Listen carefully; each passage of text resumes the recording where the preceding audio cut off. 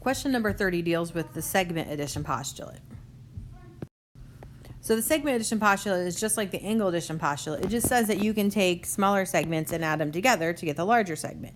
So for instance, if we had a segment that measured 3 inches here and 5 inches here, I can say that this whole thing measures 8 inches. Okay, that's what the segment addition postulate says. So this is more about using some logic. For instance, we know from B to D is 36 units. Well, if BC is 20, CD has to be 36 minus 20, or 16. Okay, so we know then to find AB here, we know the whole thing is 54.